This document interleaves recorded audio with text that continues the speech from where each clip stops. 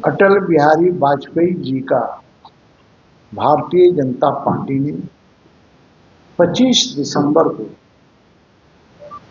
उनका जन्म शताब्दी मनाने का काम किया और यह कार्यक्रम लगातार चल रहा है।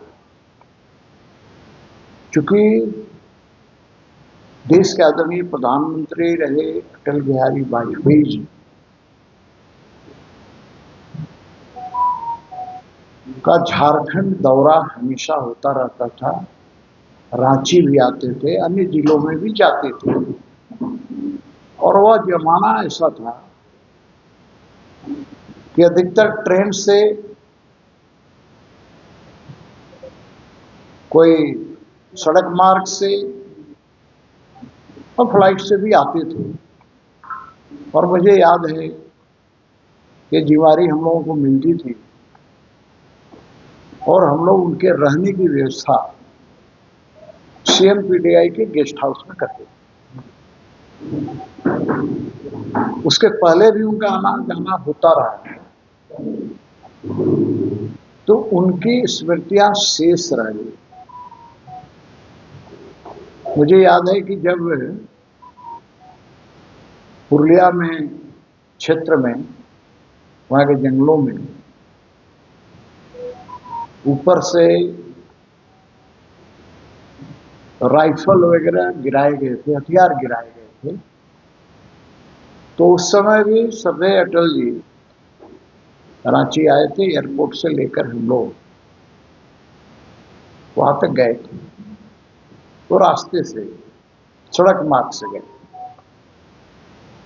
तो यह कार्यक्रम पूरे झारखंड के अंदर चल रहा है, पूरे देश के अंदर चल रहा है। तो इसी क्रम में उनका व्यक्तित्व एवं कृतित्व बहुत विशाल था और हृदय भी विशाल था। वैसे महापुरुष का हम लोग जन्म शताब्दी समारोह बूथ स्तर तक मनाने का काम करते और उसी क्रम में 14 फरवरी 2024 तक अटल स्मृति संकलन एवं संपर्क अभियान कार्यक्रम चल रहा है। और फिर यह कार्यक्रम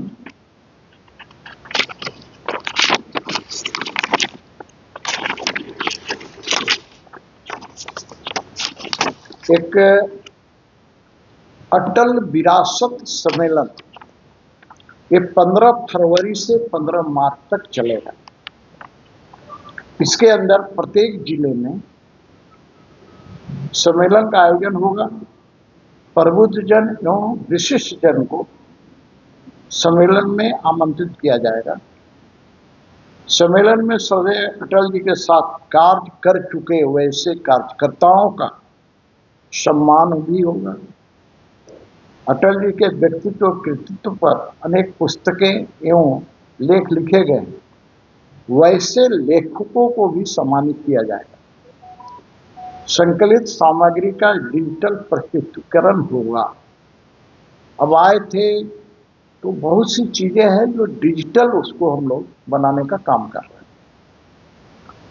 और उनके कार्यकाल में, सरदार अटल जी के कार्यकाल में